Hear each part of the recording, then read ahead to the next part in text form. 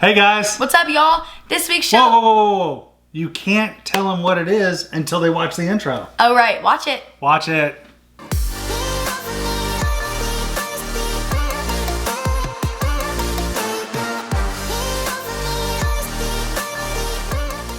Hey recruits. What's up, y'all? Welcome to Recruit Me Corner. Yep. If you're new here, welcome. And if you're not, welcome back. Yep. Also, guys, if you don't know, this segment of our channel is going to be about any way you can get recruited to go to college for softball and really any sport, because what we talk about is going to be vague for all sports, but mostly directly towards softball. But if you guys want to use any of these tips, feel free. Also, don't forget to hit that subscribe button and turn on our post notification bell so you guys never miss an episode. Yeah, and if you have any tips of your own that have helped you get recruited or is working for you, comment down below so other people can. Absolutely. Literally, we would love to put them in this little segment here.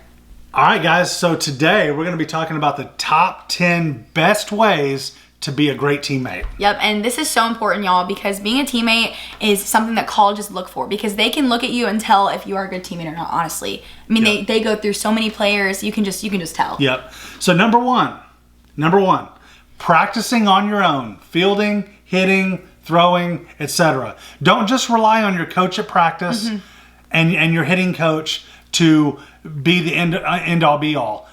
Guys, you got to do the work outside. Absolutely, because I mean, it helps so much. It helps your playing. I mean, and it helps you do your job, you know. And we'll get to that in a minute, but work outside of practice, guys. I mean, our coach, he has to send him 2 videos a week to make sure that we're doing what we need to do outside of practice. So just do that, okay?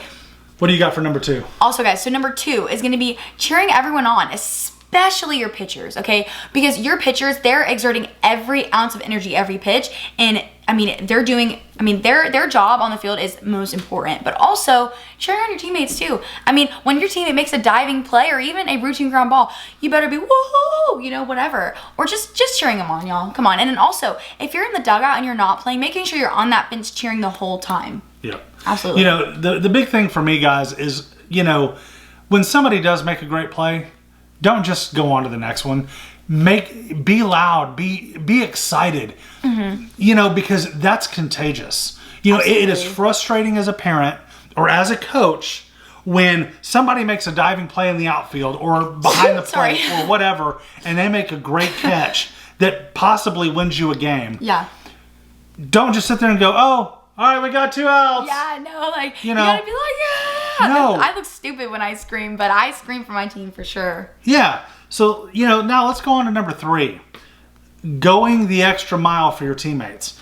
Be a great friend. You don't have to be best friends with your teammates, but let me tell you something. When something is going on in the dugout or outside the fence line with the teammate, it's going to show on the field. Yeah. Don't think it's not. Absolutely. And you have to do whatever you can to not let that show. Also, too, going the extra mile doesn't mean just, you know, like, just being, like, it means being there for them. You know, if they're going through something at home, listen, you know, sometimes, I mean, softball is a release for a lot of girls. It is a time away from their house. It's time away from their problems.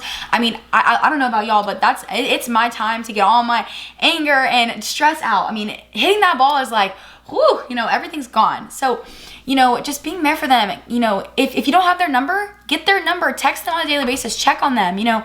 I mean, it is so refreshing to have someone you can go to, you know, especially for me. Especially at this age when you're showcasing, you're playing with these girls 9 months out of the year. I mean, you know. You're going to want to be their friend if you're not already. It would be miserable to go and hate the people you play with. Literally, because that's no fun. No, I mean, you want to have fun playing softball.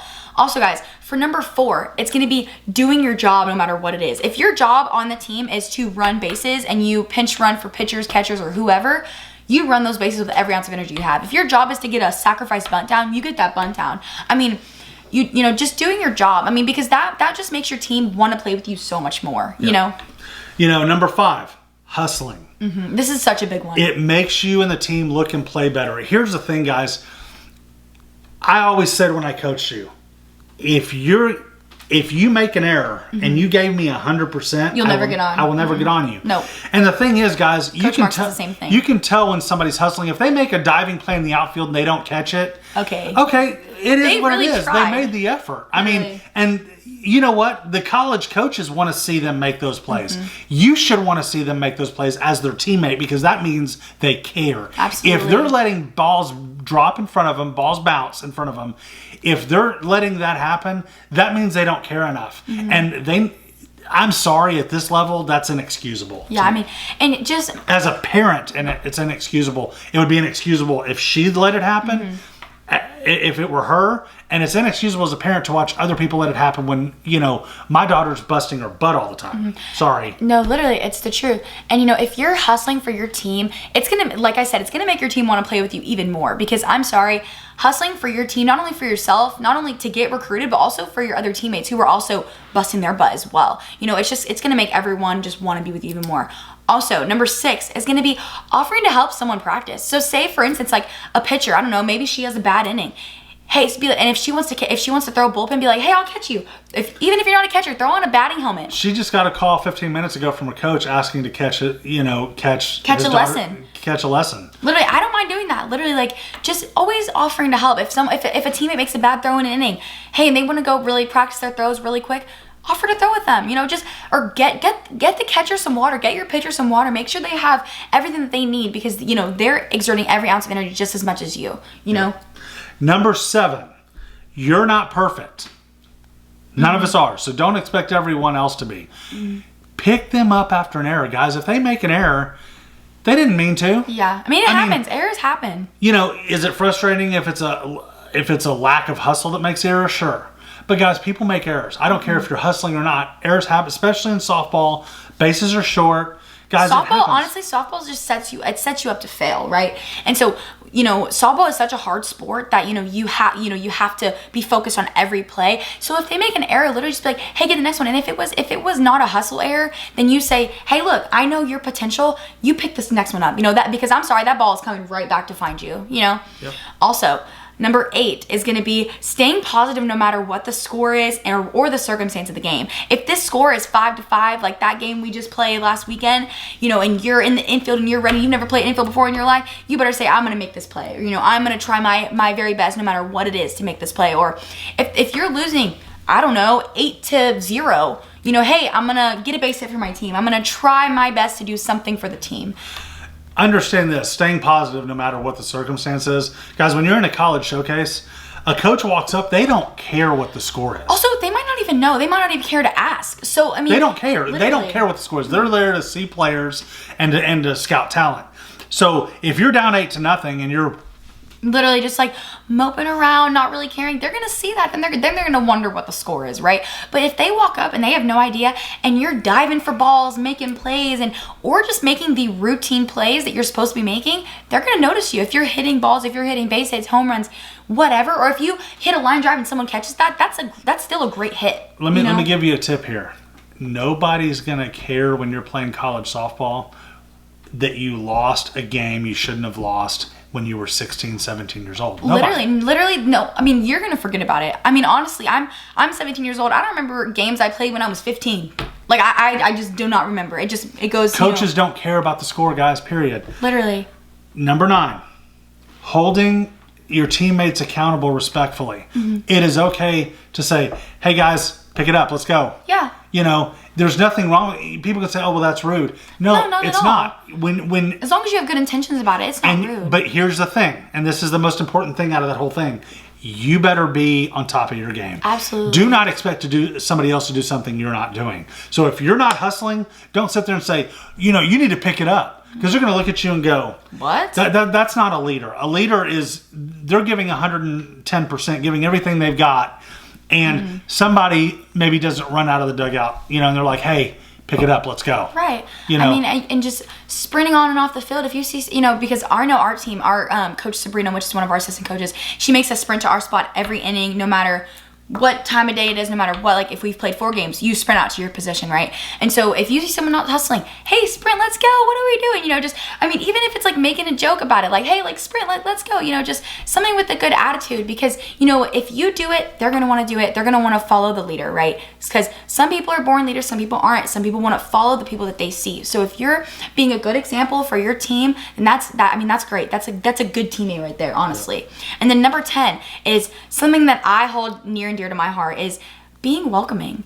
If you're having tryouts, if you're having an open practice, if you're, you know, if a new girl comes and she just joined the team, or if she's trying out. Right. Offer to throw with her. Offer to show her what to do, because on my team, there are rules that you do and there's things you do and there's things you don't do. Right. You can, I mean, on my team, you cannot pick a ball up with your glove or you're running a lap, right, at practice. So, hey, just be like, hey, this is something we do. If you pick the ball up with your glove, we're running a lap. So just know that, like, try not to pick it up. I know it's your first time here, but, you know, just things that, just let them know. You know, we also double shuffle. Teach them how to double shuffle if they don't know how to double shuffle, right?